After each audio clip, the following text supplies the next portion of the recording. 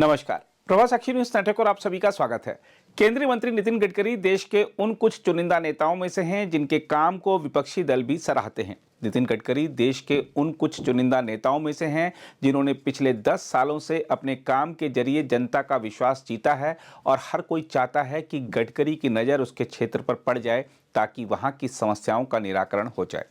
केंद्रीय मंत्री होने के नाते नितिन गडकरी ने देश भर के राष्ट्रीय राजमार्गों की स्थिति में तो उल्लेखनीय सुधार किया ही है, साथ ही उन्होंने एनसीआर क्षेत्र में भी तमाम एक्सप्रेसवे के जरिए हालात में काफ़ी बदलाव किए हैं। हम आपको बता दें कि नितिन गडकरी इस समय दिल्ली विधानसभा चुनाव प्रचार में उतरे हुए हैं और जनता को विश्वास दिला रहे हैं कि यदि बीजेपी की जीत होती है तो 5 साल के भीतर राष्ट्रीय राजधानी यातायात जाम और वायु प्रदूषण से मुक्त हो जाएगी।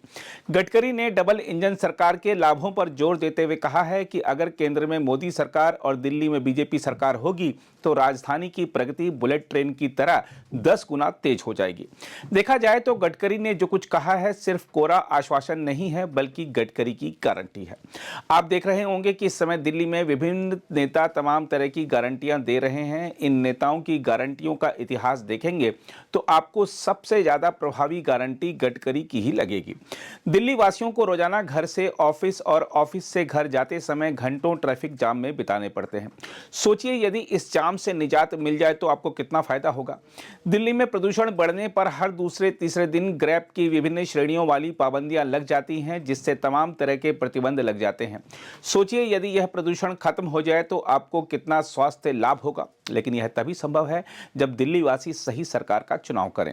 एक ऐसी सरकार जिसने पिछले 10 सालों में दिल्ली के प्रदूषण को खत्म करने का स्थायी इलाज निकालने की बजाय सिर्फ ऑड इवन आधार पर वाहन चलाने वाली नीति लागू की, उस सरकार या पार्टी से ज्यादा अपेक्षा रखना दिल्ली के लिए और नुकसानदेह साबित होगा।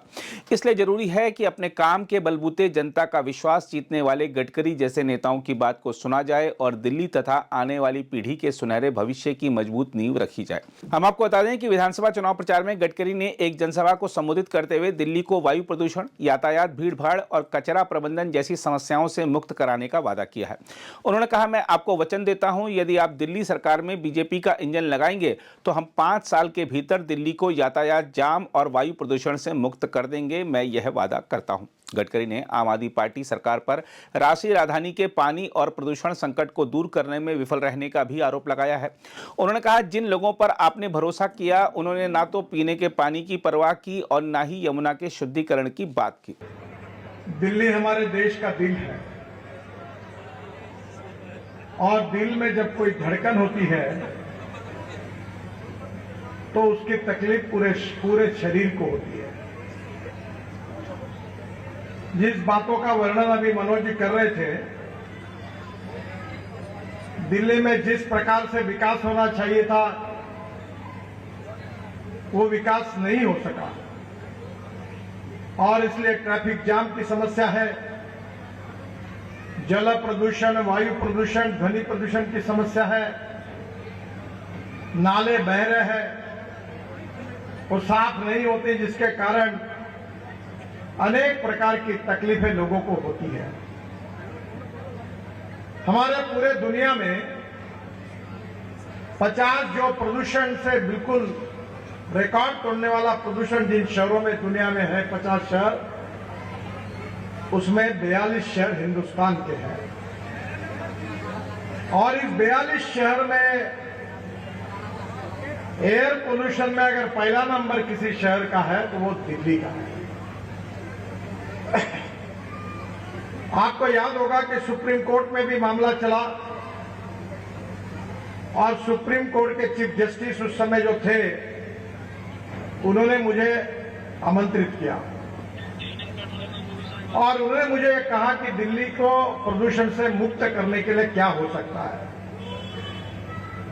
एक एक्शन प्लान हमने बनाया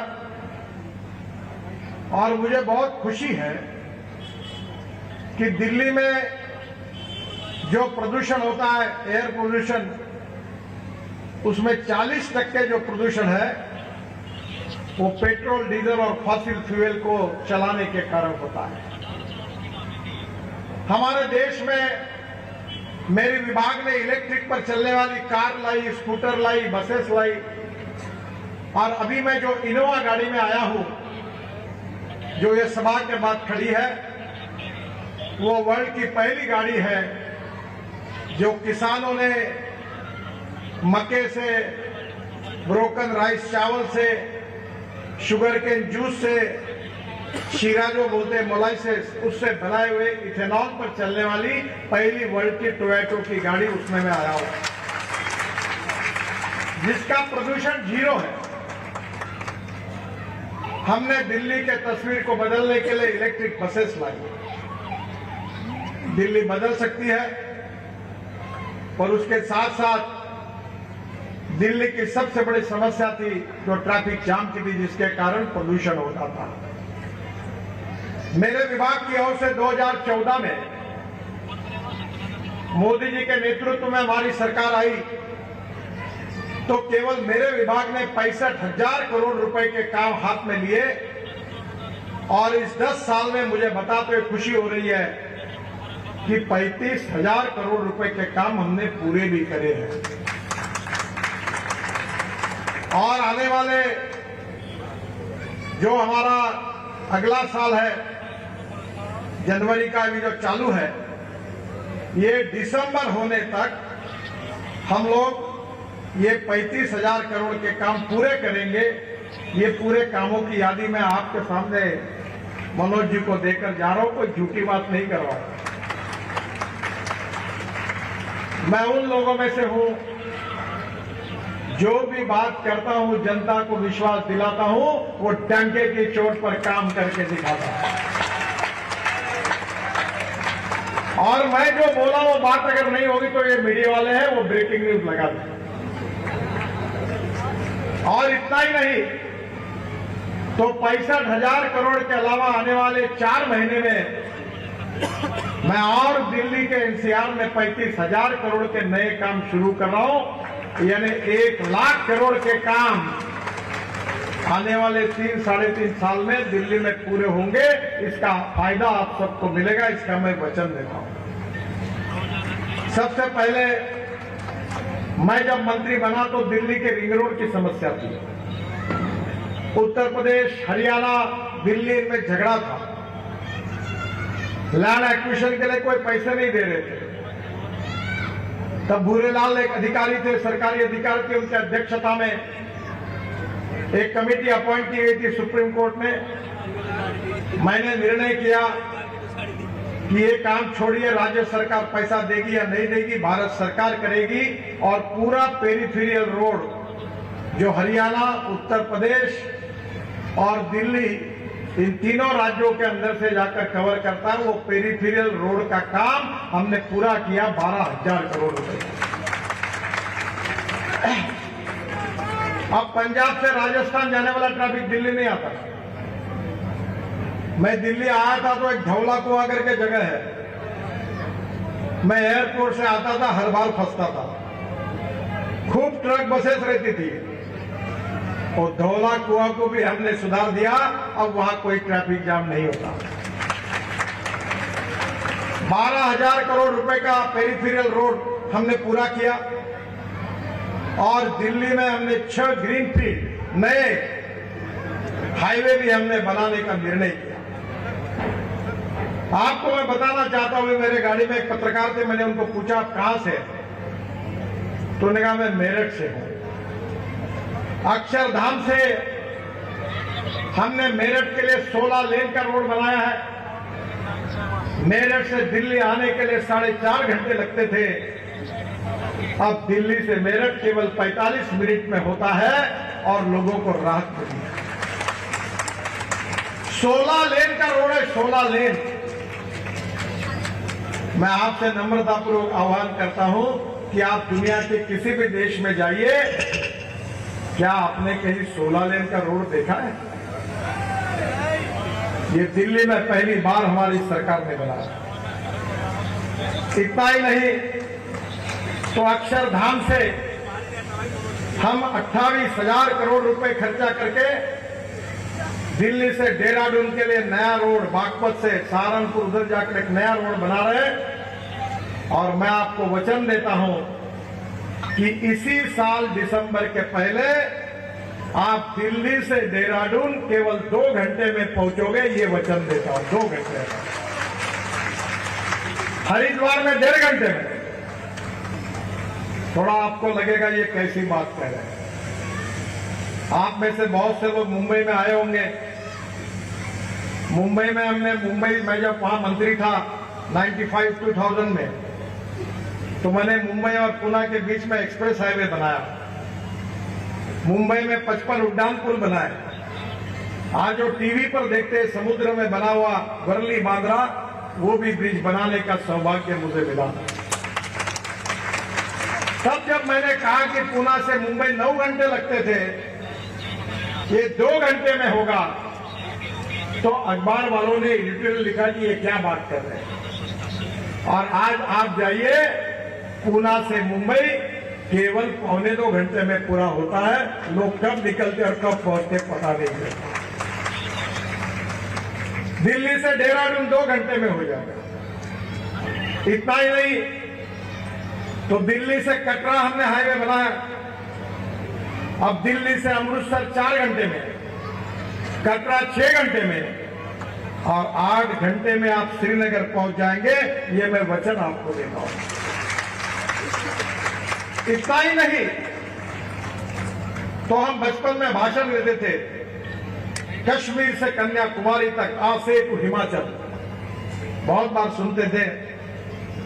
मुझे पता नहीं था कि ये जिम्मेदारी मेरे ऊपर आएगी। आप हिमाचल प्रदेश के मनाली से निकलिए, रोहतांग पास जाने के लिए 3.5 घंटे लगते थे।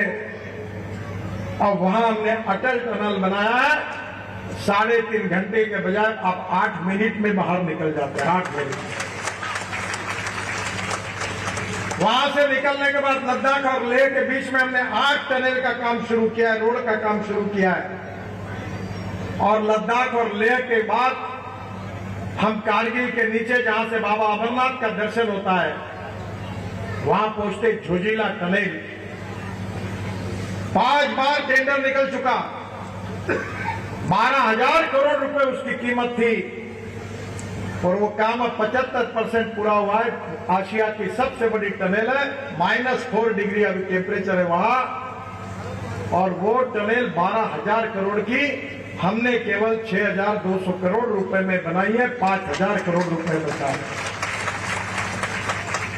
उस टनल से बाहर निकलने के बाद झेड़मोर टनल आती है, जिसका प्रधानमंत्री जी ने उद्घाटन किया। और वो जो टनल है, वो टनल भी चालू हो गई। वहां से आप श्रीनगर आते हैं, और श्रीनगर से और जम्मू के बीच में हम 33 टनल बना रहे हैं। उसमें से 18 टनल का काम पूरा हुआ है, 7 का चल रहा है। और आने वाले समय में ये 33 टनल जब पूरी हो जाएगी, तो जम्मू से श्रीनगर केवल 3 घंटे में होगा। अभी 4 घंटे लग रहे हैं। और यहां जम्मू आने के पहले कटरा से दिल्ली कटरा हाईवे को लग जाएंगे। अब जाइए, सब काम जोरों में शुरू है। तो कटरा से अमृतसर होकर आप दिल्ली आएंगे। और आपको, मुझे जरा दिल्ली का एरिया ज्यादा मालूम नहीं, ये UR2 हमने बनाया, यही जाता होगा पीछे। तो आप ये पंजाब हरियाणा से, हिमाचल उत्तराखंड से जिन लोगों को एयरपोर्ट जाना होगा, वो पानीपत के बाद वो दिल्ली का जो रिंग रोड है, वहां से सीधा दिल्ली के अंदर घुसकर धौला कुआं से एयरपोर्ट आते हैं। उनको 3-3.5 घंटे पानीपत से लगते थे। मैं आपको बताना चाहता हूं कि आज से 3 महीने के अंदर उसका उद्घाटन, अभी आधा हो गया, आधा हो जाएगा।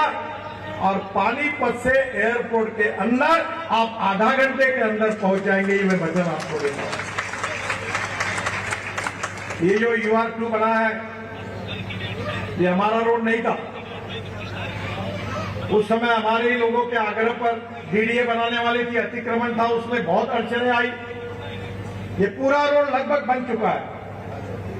अब ये रोड से आप द्वारका एक्सप्रेस हाईवे जाओगे, और वहां से जो शिव मूर्ति है, वहां पहली बार ये जो आपका रोड जितना है ना, जिसकी रुंदी जितनी विड्थ है, उससे 2.5 गुना बड़ा जमीन के अंदर हमने एक आर्टिफिशियल टनल बनाई है, खोदा है और जमीन के अंदर रोड किया है।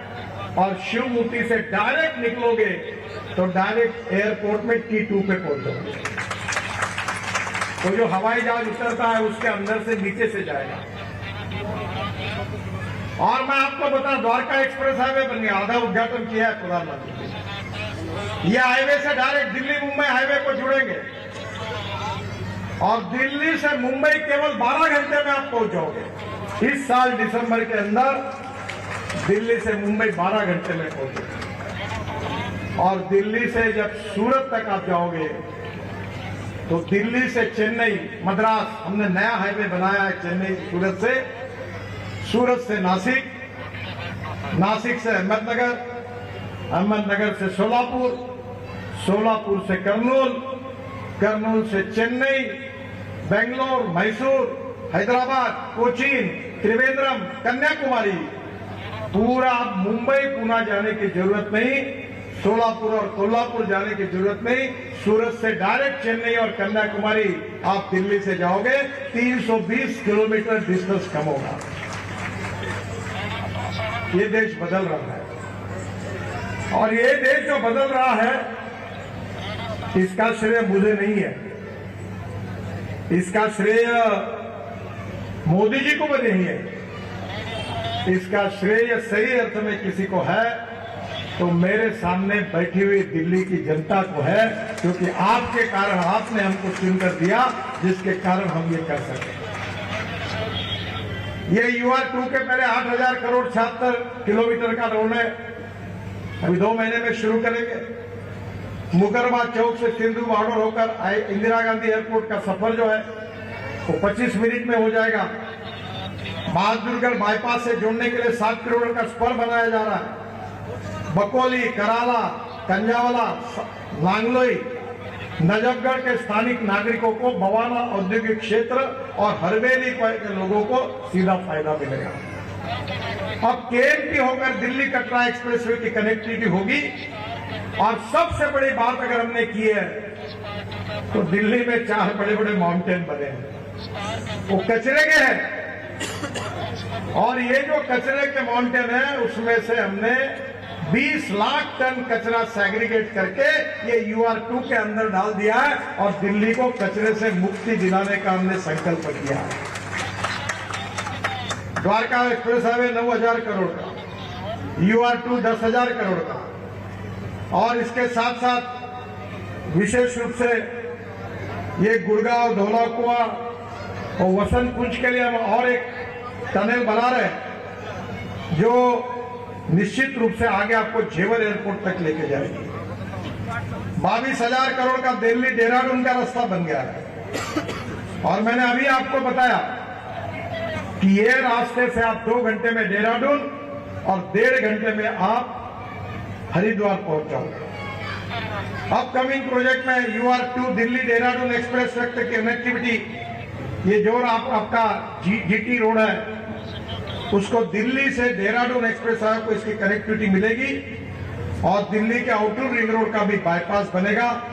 और देहरादून के वाहनों के लिए UR2 और द्वारका एक्सप्रेसवे से देहरादून वाले लोगों को, हरिद्वार के लोगों को डायरेक्ट UR2 से एयरपोर्ट जाने का मिलेगा, दिल्ली के बीच में जाने की जरूरत नहीं पड़ेगी, जिससे दिल्ली का प्रश्न छूट जाएगा।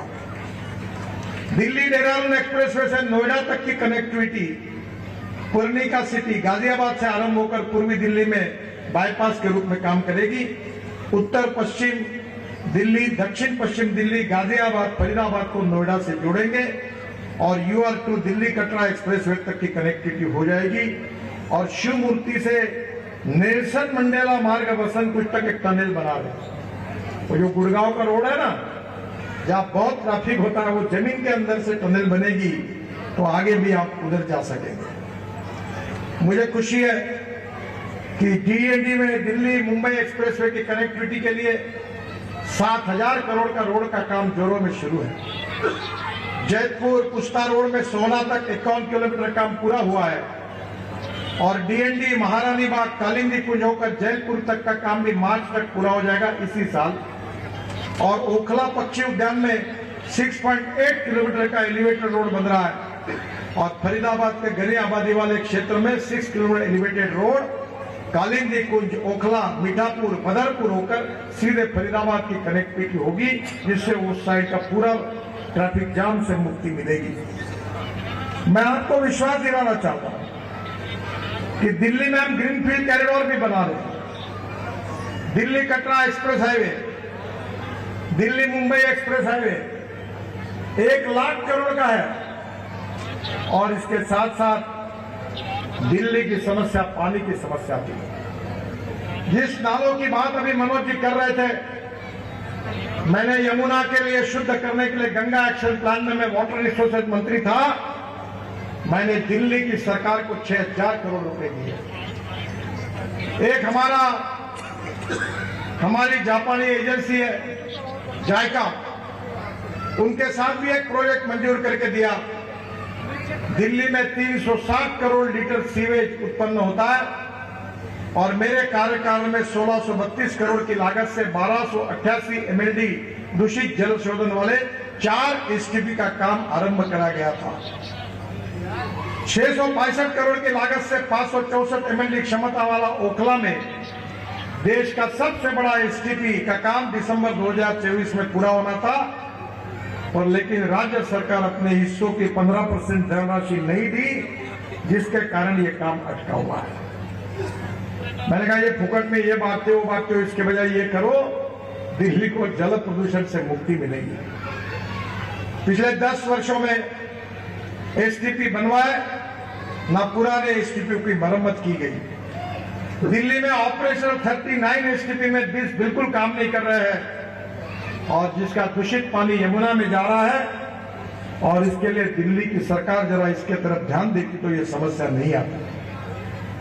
मैं आपको बताना चाहूंगा कि इसके साथ साथ हमने हरियाणा में भी यमुना को शुद्ध करने के लिए पानीपत और सोनीपत में भी प्रोजेक्ट कराए थे। सबसे महत्वपूर्ण बात यह है कि दिल्ली में पानी की समस्या थी। मैं वाटर रिसोर्सेस मंत्री था। पंजाब, हरियाणा, उत्तर प्रदेश, हिमाचल, उत्तराखंड, कश्मीर झगड़े थे। मैंने निर्णय किया, सब मुख्यमंत्रियों को बुलाया, केजरीवाल भी आए थे, और मैंने कहा जब तक तुम आप समाधान नहीं निकालते, एक मत नहीं करते, मैं दरवाजा नहीं खोलूंगा, आपको बाहर नहीं जाने दूंगा। मैंने करीब 23 झगड़ों में से 17 झगड़े मिटाए, और जिसके कारण लखवाड़ बहुउद्देशीय परियोजना, रेणुका बांध परियोजना, किशाऊ बांध परियोजना जो भारत सरकार की ओर से मैंने इनिशिएटिव लिया, और 22,000 करोड़ रुपए की ये 3 योजना यमुना के लिए हमने मंजूर की, जिसका काम शुरू हुआ है। और जिसके 3 परियोजना के दिल्ली को 13,000 करोड़ लीटर यानी 130 MCM शुद्ध पीने का पानी मिलेगा, और 2080 तक दिल्ली में कोई पानी की समस्या नहीं रहेगी। ये भी काम हमने करके रखा है। दिल्ली को जल प्रदूषण से मुक्ति करना है, दिल्ली को वायु प्रदूषण से मुक्ति देनी है। एक ने लेख लिखा है कि दिल्ली के लोगों की जिंदगी, ये जो हवा में प्रदूषण है, इसके कारण 10 साल की आयु उनकी कम हो रही है। क्या दिल्ली के जनता की आयु इस प्रकार से कम होना उचित है? क्या दिल्ली को ट्रैफिक जाम से, जल प्रदूषण, वायु प्रदूषण से मुक्ति नहीं मिलनी चाहिए? जिस नाले का उल्लेख किया अभी मनोज जी ने, मैं वहां से आ रहा था, पूरी गंदी स्मेल आती थी। ये सरकार में, दिल्ली की सरकार में इसका काम करने के लिए कोई पैसा नहीं है क्या? ये शुद्ध नहीं होना चाहिए? और ऐसी गंदगी रहेगी तो आपके बच्चों का क्या होगा, आपके परिवारों को क्या होगा? मैं जब दिल्ली आता हूं तो 3 दिन में इन्फेक्शन हो जाता है। दिल्ली को मैं वचन देता हूं कि दिल्ली के राज्य सरकार को भारतीय जनता पार्टी का इंजन लगा दो, एक केंद्र में मोदी जी के नेतृत्व में इंजन है, दूसरा इंजन दिल्ली में लगा दो। 5 साल के अंदर हम दिल्ली को ट्रैफिक जाम से और एयर पोल्यूशन से मुक्ति देंगे। ये वचन देने के लिए मैं आपके पास आया, और मैं ऐसी हवा की बातें नहीं करता। एक आधा काम नहीं होता है तो मेरे में ताकत है, मैं कहूंगा कि ये नहीं हो सकता। जो जो बातें मैंने की उसकी एक एक काम की कॉस्ट और उसका डिटेल मनोज जी के पास देके जाऊंगा। हिसाब लगा देना।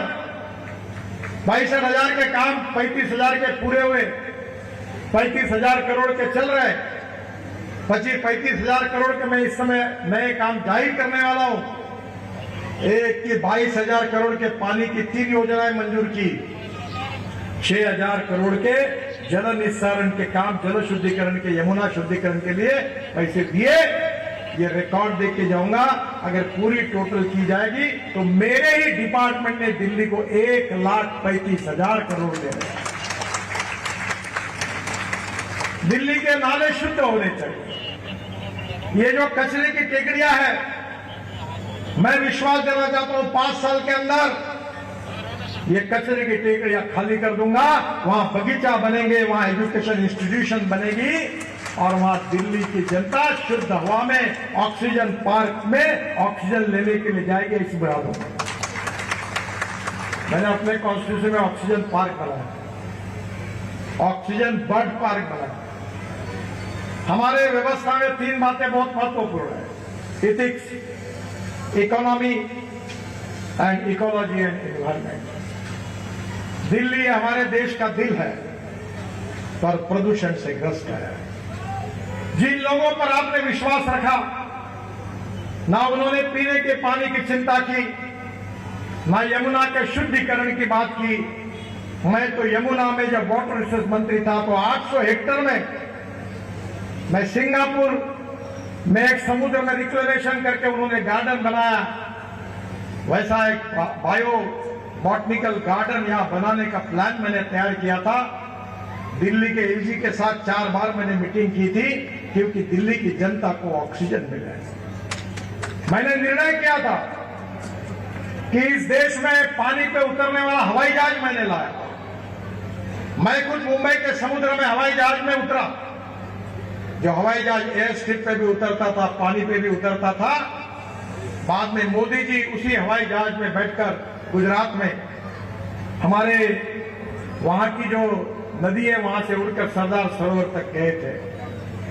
मेरी कल्पना थी कि यमुना को अच्छा बनाएंगे, यमुना में पानी में हवाई जहाज उतरेगा। दिल्ली के लोग 13 मिनट में आगरा के पीछे यमुना में उतरेंगे हवाई जहाज से, 2 घंटे में ताजमहल देखेंगे और 15 मिनट में दिल्ली वापस आ जाएंगे।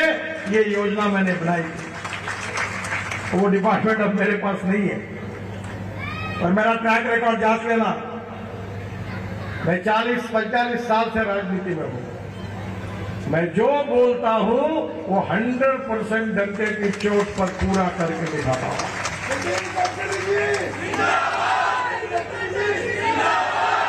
मनोज जी ने यहां कहा है कि हमारी सरकार आने दो, ये दिल्ली के गंदे नालों के शुद्धिकरण की योजना हम बनाएंगे। मेरे पास सेंट्रल रोड फंड में 1300 करोड़ रुपए पड़े हैं और ये मैं आपको एक बात का वचन देना चाहता हूं कि सेंट्रल रोड फंड से मैं ये जो आपका नाला है इसके शुद्धिकरण के लिए निश्चित रूप से इसको बांधने के लिए मेरे यहां से पैसे देंगे। यहाँ इसके बोल रहे एलिवेटेड रोड बनाओ, जिसका मैं अभी प्रॉमिस नहीं देता क्योंकि वो नेशनल हाईवे नहीं है और सीआरएफ में वो रोड का पैसा कितना लगेगा मुझे मालूम नहीं, उसमें मजा लगेगा, पर मैं कोशिश करूंगा। पर ये नाले को शुद्ध करने के लिए 300-400 करोड़ लगेंगे, मैं आपको दूंगा सीआरएफ। आप कुछ मत करिए, चुनाव में कमल की बटन को दबाइए, मनोज शौकीन को जिताइए और आपके नाले को शुद्ध बनाने की गारंटी मैं देकर जा रहा हूं।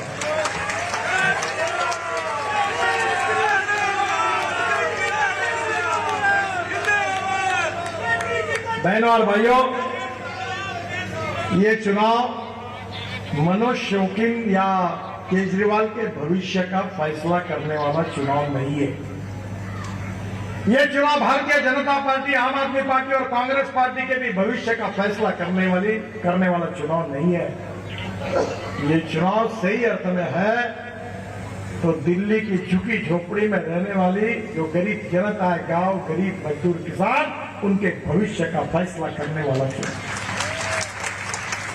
ये पानीपत में हमने पंजाब हरियाणा में 200 लाख टन परली होती थी, अब परली से सीएनजी तैयार होने के 400 प्रोजेक्ट हमने निर्णय किया, 40 शुरू हो गए। और पानीपत में तो इंडियन ऑयल का ऐसा प्रोजेक्ट है कि परली से डांबर तैयार हो रहा है, परली से इथेनॉल तैयार हो रहा है 1 लाख लीटर, 150 टन बिटुमिन और 78,000 टन हवाई ईंधन ये तैयार हो रहा है। मैं 2004 से बायोफ्यूल और अल्टरनेटिव फ्यूल पे काम करता हूं। ये देश का किसान केवल अन्नदाता नहीं, ये ऊर्जादाता बने, ऊर्जादाता नहीं, ईंधन दाता बने, ईंधन दाता नहीं, विटामिन दाता बने, विटामिन दाता नहीं, हवाई ईंधन दाता बने, हवाई ईंधन दाता नहीं, अब हाइड्रोजन दाता बने किसान। ये हमारा सपना है। मैं किसानों 4 चीनी मिलें चलाता हूं। अब हम 22 लाख करोड़ रुपए का fossil fuel, petrol, diesel import कर रहे हैं। हमने electric, ethanol, methanol, biodiesel, bio LNG, bio CNG, hydrogen लाया। अब तो मैं धौलाकुआं से मानेसर तक हवाई में चलने वाली बस ला रहा हूं, तुम्हारे यहां भी लेके आऊंगा हाईवे पर। देखो, इस देश में पैसों की कमी नहीं है। मैं 5 लाख करोड़ रुपए के काम हर साल करता हूं। जो भी राज्य में जाओ, अरुणाचल जाओ, मेघालय जाओ, त्रिपुरा जाओ, उत्तर प्रदेश जाओ, बिहार जाओ, पंजाब जाओ, हरियाणा जाओ, कश्मीर जाओ, हर जगह आपको बोलेगा। और कोई नहीं तो कांग्रेस वालों को पूछेगा, वो बताएगा रोड बहुत बन रहा है।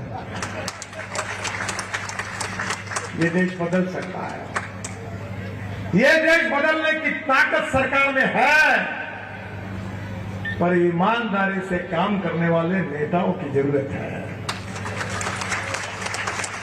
आपको पता है कि नहीं, मेरा नाम जहां चिपकता है वैसे पैसे की बारिश पड़ती है। ये मुंबई स्टॉक एक्सचेंज में हमारे इन्विट मॉडल में बॉन्ड निकला, हमारा 7 दिन का टाइम था और मैं गोवा में था। पहले दिन 7 घंटे में 7 टाइम्स ओवर सब्सक्राइब हुआ। हमारे एनएचआई के फाइनेंस मेंबर का फोन है, साहब जल्दी मुंबई आओ, ये मुंबई स्टॉक एक्सचेंज है ना, वहां घंटी बजाओ, बंद करो इसको, नहीं तो पैसा मैं कहां से वापस करूंगा, इतना नहीं चाहिए। मैं तुरंत स्पेशल फ्लाइट से गोवा से मुंबई आया, घंटी बजाई और बॉन्ड खत्म किया। 7 टाइम्स ओवर सब्सक्राइब 7 घंटे में। मैं ऐसा एक मंत्री हूं जो खुलेआम छाती ठोक के बोलता है, मेरे पास पैसे की कमी नहीं है। बोलो कितने रुपए चाहिए। मैं जब बोलता हूं 2-2 हजार तो बोलता है नहीं, 10,000, 15,000, 25,000, 1 लाख करोड़ बोलता हूं। लोग बोलते ये कैसा नेता है, इतना पैसा कहां से आता है। तो मैंने कहा मेरे पास द्रौपदी की थाली है, कितने भी लोग खाना खाने आएंगे तो खाना आते रहे। अगर ईमानदारी से देश के भविष्य को बदलने की कोशिश अगर कोई पार्टी और कोई नेता करेंगे तो इस देश में पैसों की कमी नहीं है, ईमानदारी से काम करने वाले नेताओं की कमी है। मैं 50 लाख करोड़ रुपए के काम 10 साल में कर चुका हूं। है कोई माई का लाल जो कह सकता है कि मेरे कॉन्ट्रैक्ट के लिए मुझे मंत्री जी के घर जाना पड़ा? कोई जरूरत नहीं पड़ेगी। और तब मैं कॉन्ट्रैक्टर को कहता हूं कि तुमने काम नहीं किया तो रगड़ दूंगा, बुलडोजर के नीचे डाल दूंगा। मैं बुलडोजर के नीचे डाल दूंगा ऐसा नहीं करूंगा, मैं तुम्हारे पर कड़ी कार्रवाई करूंगा। यह संपत्ति आपकी है। हम दिल्ली, ये देश का दिल है। दिल्ली को हिंदुस्तान का नहीं तो दुनिया का सुंदर स्वच्छ शहर जो जल प्रदूषण, वायु प्रदूषण और ध्वनि प्रदूषण से मुक्त है, जहां ट्रैफिक जाम नहीं है, अच्छे बगीचे हैं, अच्छे मार्केट्स है, अच्छी पार्किंग की जगह है, ऐसे दिल्ली को बनाना चाहते हैं। और ये बनाना उसी समय संभव है कि आप लोग अगर हमें आशीर्वाद देंगे तो ये काम संभव है। मैं मनोज जी को 2009 से जानता हूं। मैं एक बार यहां प्रचार के लिए आया था।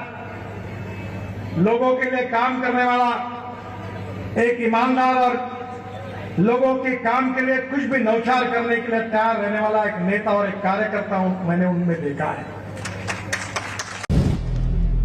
अगर आप भी लेना चाहते हैं देश दुनिया की तमाम जानकारी तो आज ही सब्सक्राइब करें हमारे चैनल को। साथ ही नीचे दिए बेल आइकन को जरूर दबाएं ताकि हर अपडेट आप तक पहुंच सके।